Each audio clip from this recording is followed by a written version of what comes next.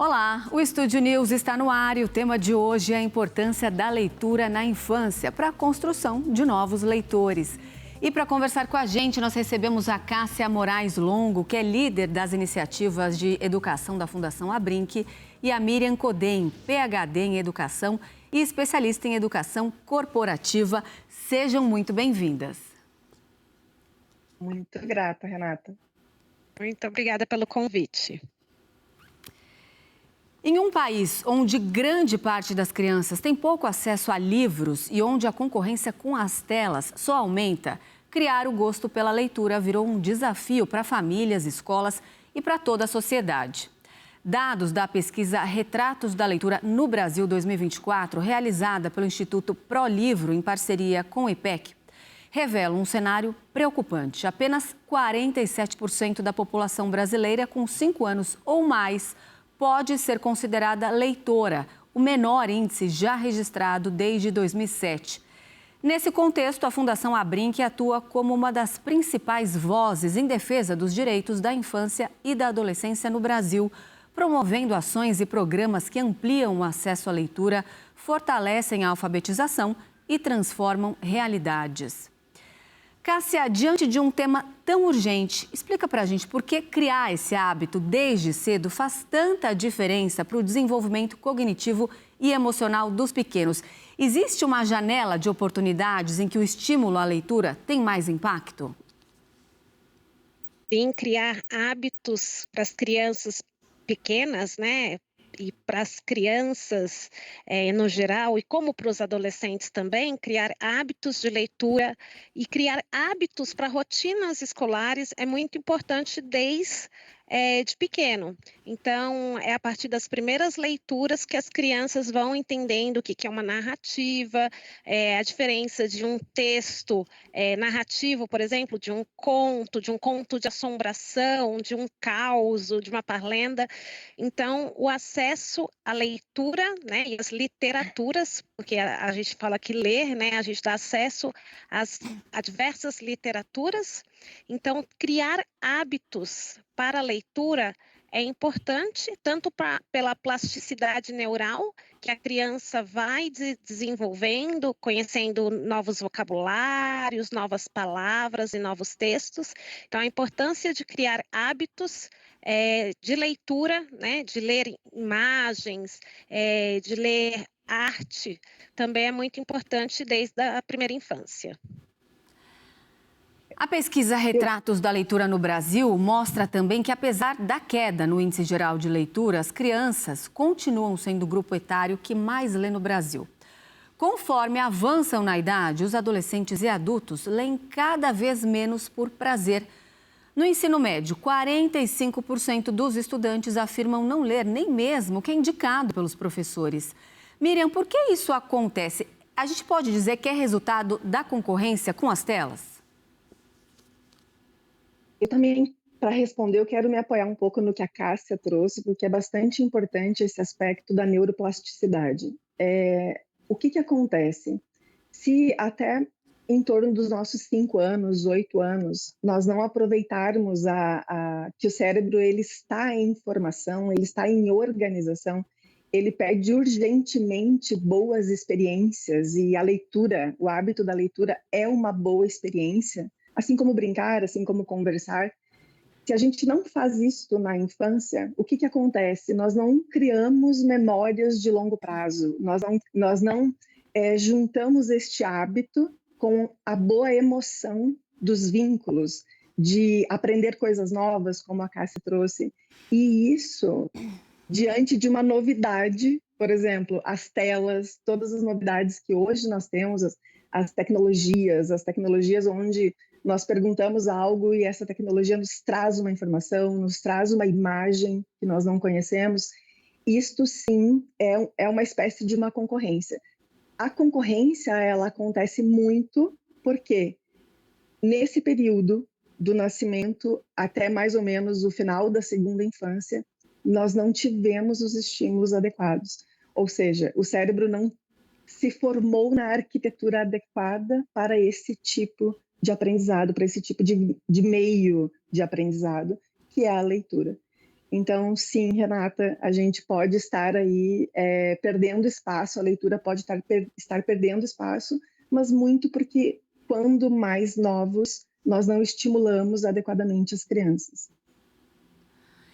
E eu queria perguntar para a Cássia qual é o impacto da desigualdade econômica na formação de leitores. A gente sabe que essa é uma realidade, infelizmente, presente aqui no Brasil. A gente pode dizer que estudantes de famílias com maior renda leem mais e crianças em situação de vulnerabilidade têm menos acesso aos livros?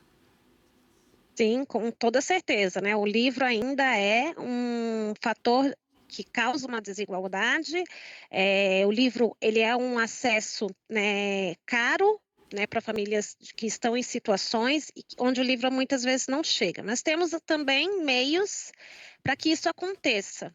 Então, famílias, né, bem estruturadas têm livros em casa, têm as suas próprias bibliotecas, têm acesso a livrarias, né? Então, isso está no cotidiano de uma família que tem uma renda maior. Quando a gente fala de alunos, né, de crianças que vão para a escola todos os dias, que estão em estado de vulnerabilidade social, às vezes o acesso em casa não tem os livros. Mas a escola é um bom meio para ter esse acesso. Geralmente as escolas, os professores, têm livros, indicam livros para as crianças lerem, e como a Miriam colocou, é na primeira infância, nos anos iniciais, né, quando as crianças começam a partir a educação básica, o primeiro, segundo ano, que tem a alfabetização. É importante que os professores promovam o acesso às salas de leitura das escolas para que as crianças tenham maior acesso às literaturas e à leitura. Porque a gente sabe que tem uma disparidade econômica no país. E quanto mais acesso à leitura, a gente sabe que maior sucesso desse aluno na escola.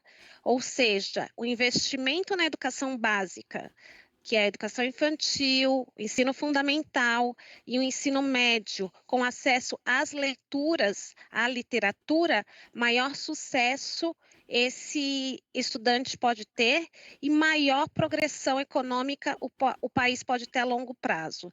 Então, é um investimento que tem que ter de políticas públicas para que tenham acesso, as crianças tenham acesso mais às bibliotecas públicas, a mediações de leitura e que o livro seja um brinquedo, né, que toda criança tenha acesso. Aproveitando que você já entrou nesse campo da escola, eu ia te perguntar justamente sobre a importância das instituições de ensino nesse cenário de leitura, focando exclusivamente nisso, na importância também das bibliotecas, dessas bibliotecas serem acessíveis, vivas, que também consigam atender toda uma comunidade. Uhum. Aqui na Fundação, a Brinque, a gente sempre tem projetos fortalecendo, né, as leituras e bibliotecas, né? Tá tendo políticas públicas voltadas mais para as bibliotecas, para que as bibliotecas tenham os empréstimos dos livros para suas comunidades, como bibliotecas públicas e comunitárias, né?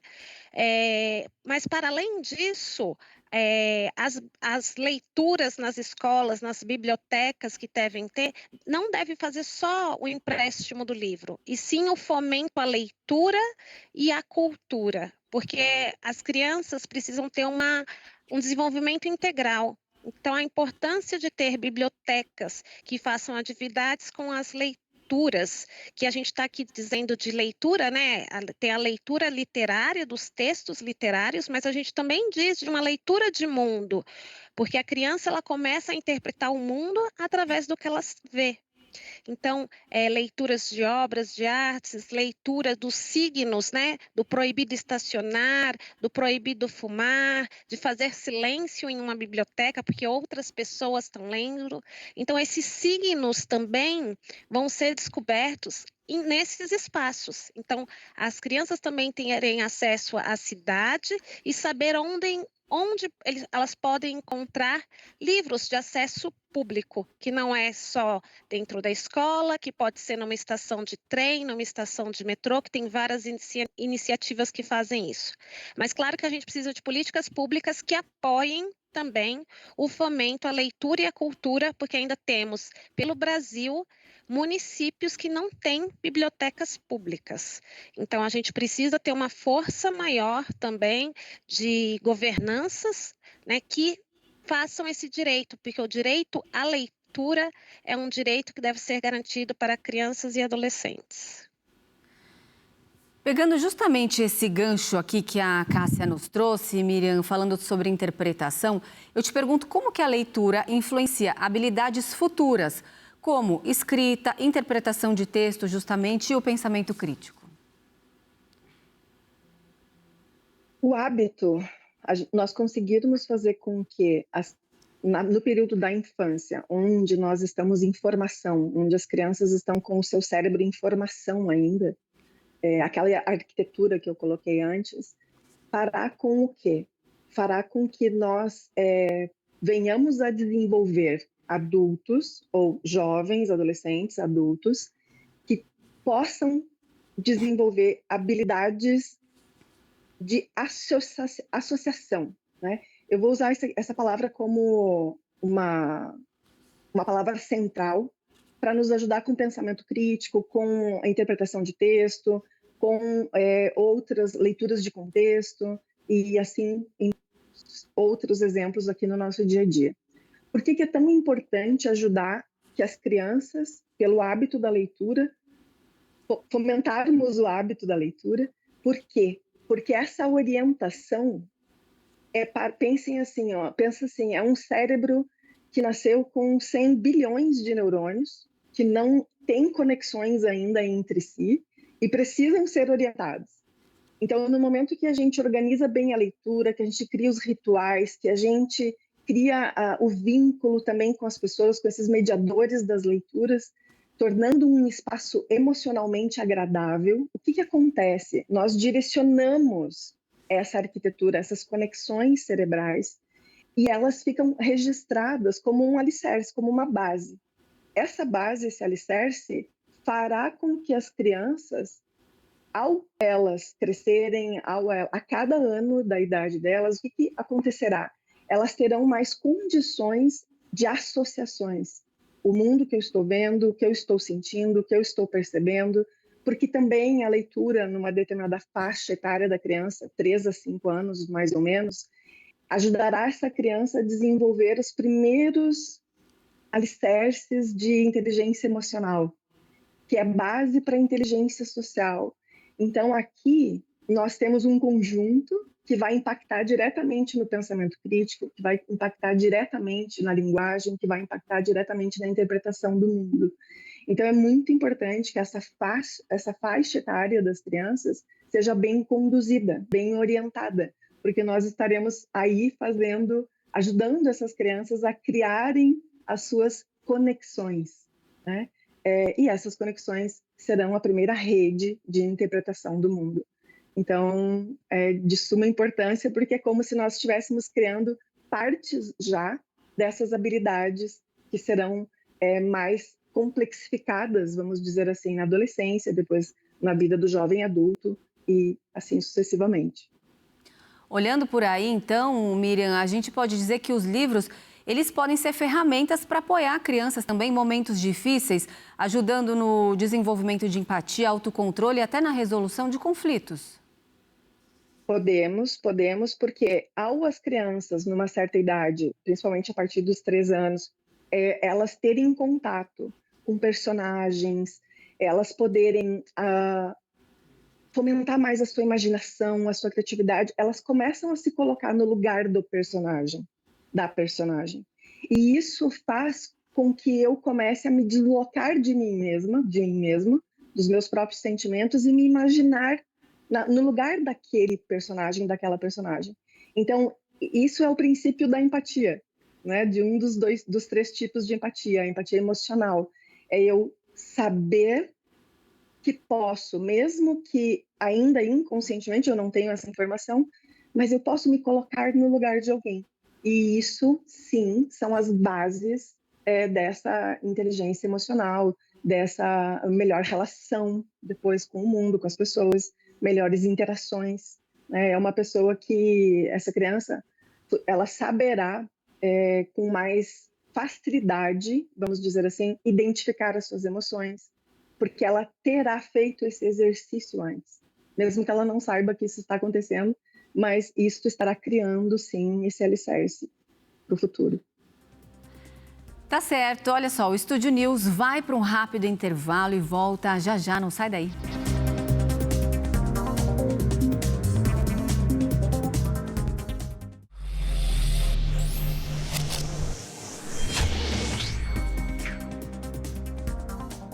O Estúdio News já está de volta. Eu sigo aqui com a Cássia Moraes Longo, que é líder das iniciativas de educação da Fundação Abrinq, e a Miriam Codem, PhD em educação e especialista em educação corporativa.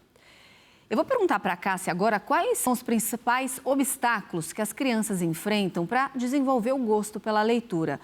Entre os que não leram nos últimos 3 meses, por exemplo, quais são as principais justificativas apontadas? Então, eles apontam na pesquisa que as principais causas são falta de desinteresse pela leitura, né? Que aponta que a leitura é algo chato de ser feito, falta de tempo, né? Tempo para ler, e desinteresses, né? Então, tem outras experiências durante os seus dias e que acabam não lendo. Então, que a Miriam colocou anteriormente é de extrema importância. Como que a gente estimula crianças, né, que não são leitoras proficientes, ou seja, não estão alfabetizadas, a lerem, né? Então, a gente diz que o professor ou o pai, a pessoa que lê para a criança, ela empresta a sua voz, né, e os seus olhos para ler para as crianças. Então, a gente empresta um veículo nosso, né, dos órgãos dos sentidos, de ver e ouvir, de sentir aquela história e conduz a criança nessa leitura que ela ainda não lê através dos códigos que a gente fala de leitura e escrita, né? Ela não compreende esses códigos. Então, a importância de ter esse mediador, que pode ser um familiar, que pode ser um professor, que pode ser alguém que queira destinar esse tempo para fazer a leitura para essa criança, é de extrema importância para criar esses hábitos que a gente está falando aqui anteriormente, para que a criança, quando chegue na idade que ela tenha a alfabetização consolidada, ela já tenha mais autonomia para escolher os livros que ela quer ler, que ela tem curiosidade em ler, para não ser um adolescente que não leia no futuro. Agora, no bloco anterior, a gente falou sobre o papel da escola. Eu quero perguntar para Miriam o papel da família nesse processo. O ambiente doméstico ainda é o principal fator para a formação de leitores?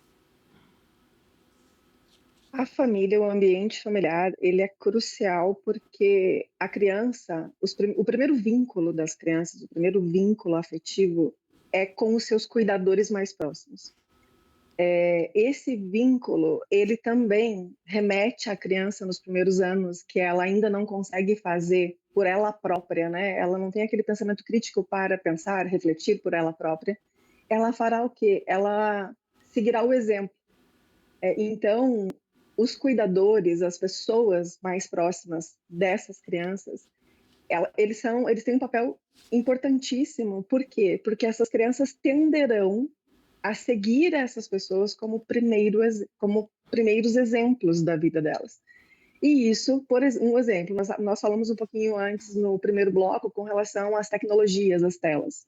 Será que as crianças em casa, ao verem seus pais somente nas telas, será que essas crianças vão desenvolver a curiosidade pela leitura?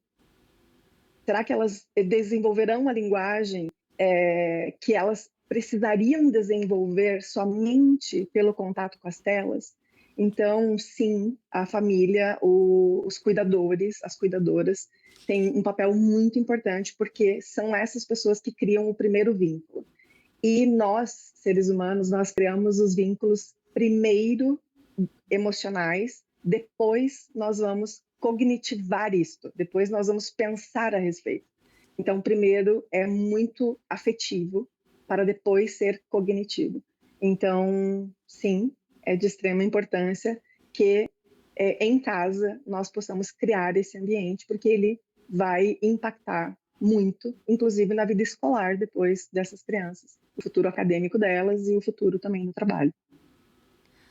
Aí pensando nisso, né, na importância que os exemplos têm dentro de casa, Cássia, quais são os caminhos para tornar então esse momento mais prazeroso e como cada adulto, seja pai, mãe, educador, cuidador, pode ajudar na formação de novos leitores?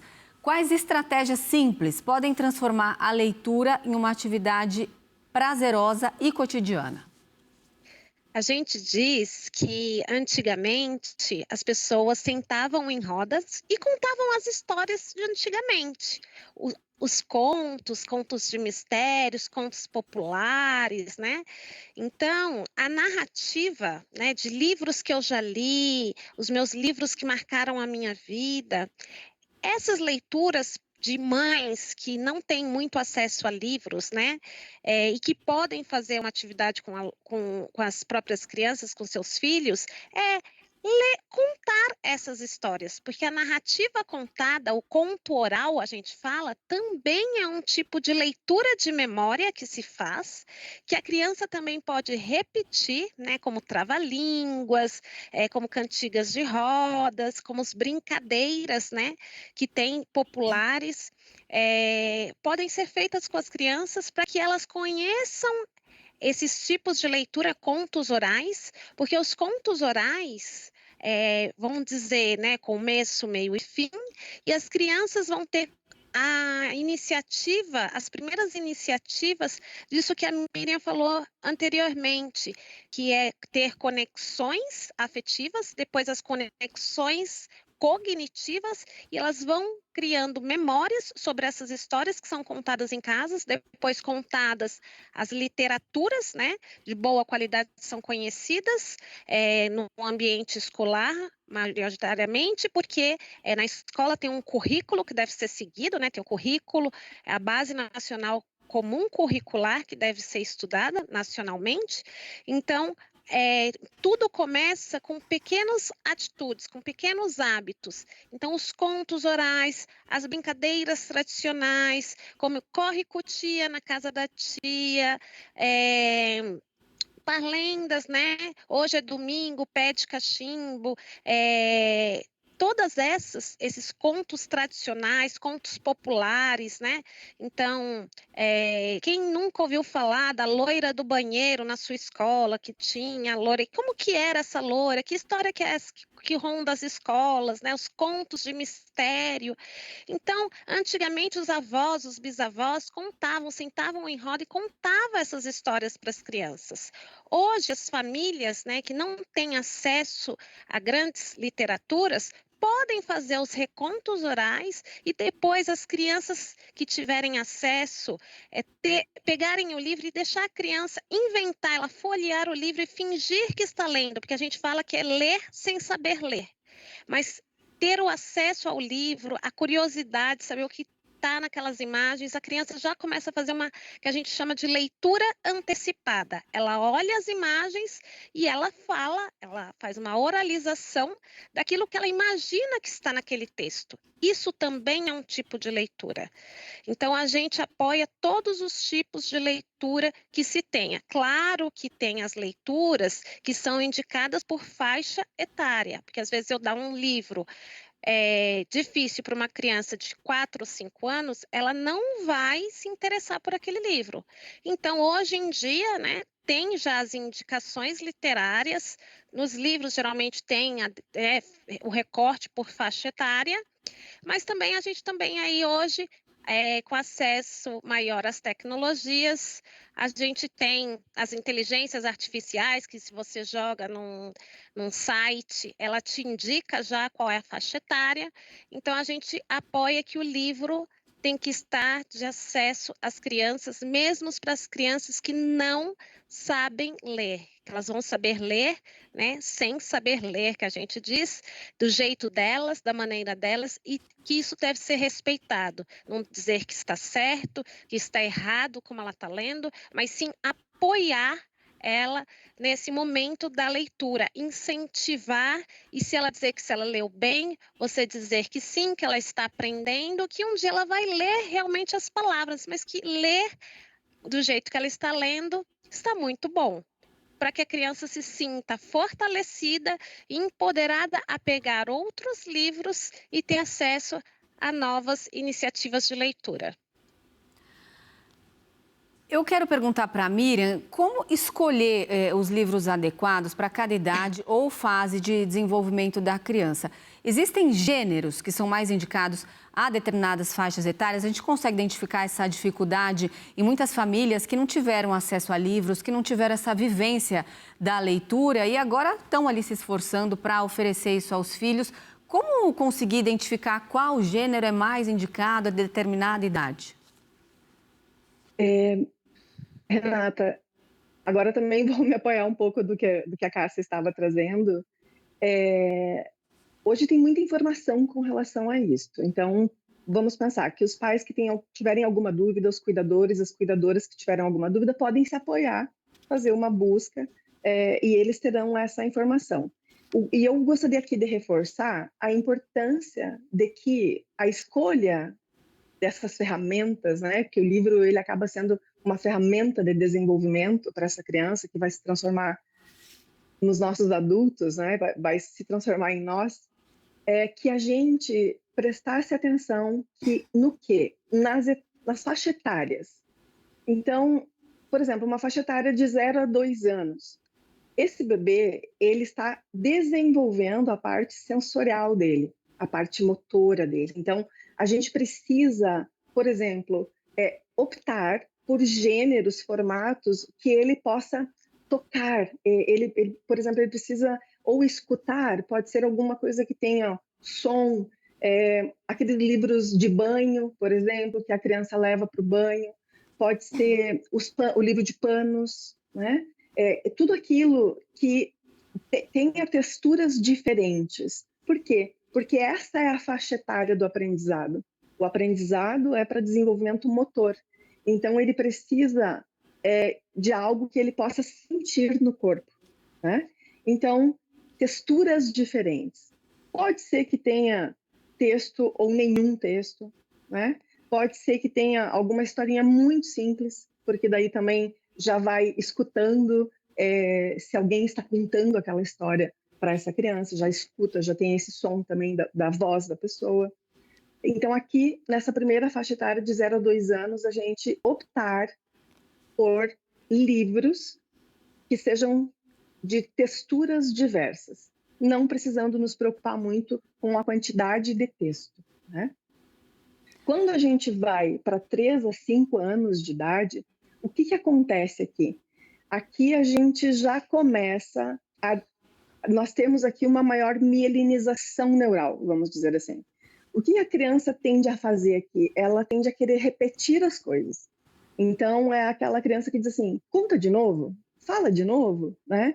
Ela já está associando aquilo que está sendo dito, contado para ela está associando a linguagem. Então, aqui a gente tem um foco nessa faixa etária de desenvolvimento de 3 a 5 anos, que é o desenvolvimento da linguagem, da imaginação, da inteligência emocional. Então, aqui, o que já seria bom ter, por exemplo?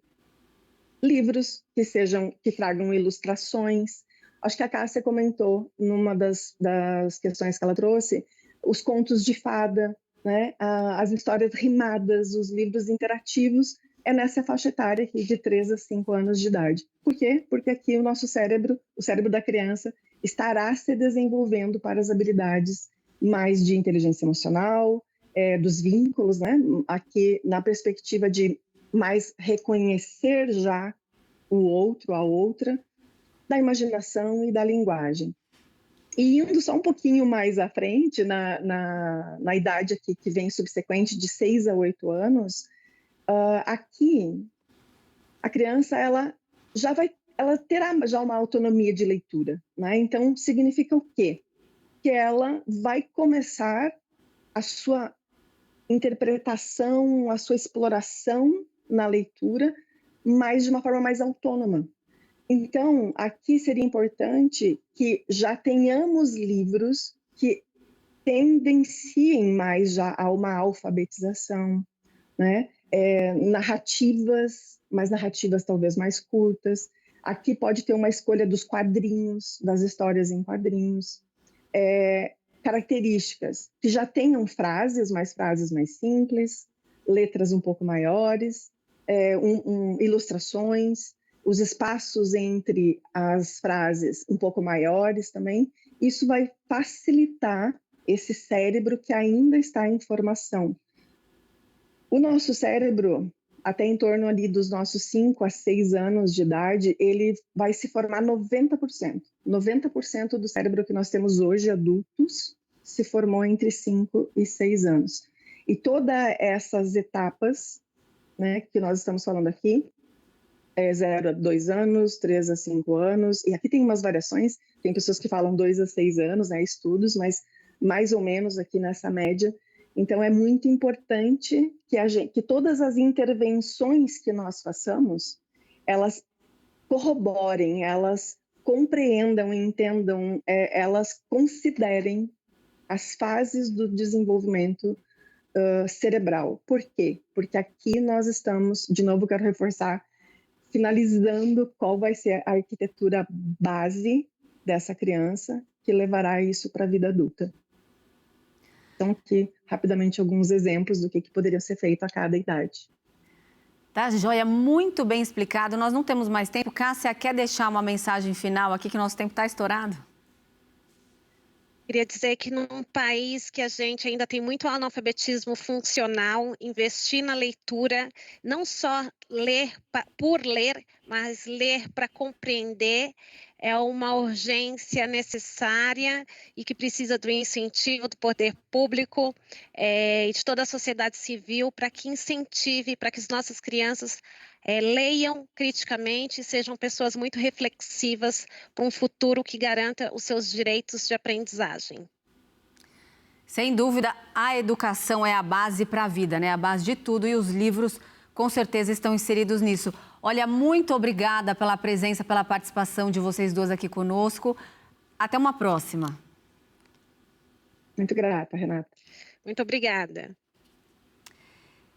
E o Estúdio News de hoje fica por aqui. Eu conversei com a Cássia Moraes Longo, que é líder das iniciativas de educação da Fundação Abrinq, e a Miriam Codem, PhD em educação e especialista em educação corporativa. Lembrando que você já pode acompanhar essa entrevista pelo nosso canal no YouTube, no Record Plus, e também pelo nosso podcast disponível no Spotify e no Deezer. Eu espero você no próximo programa. Até lá!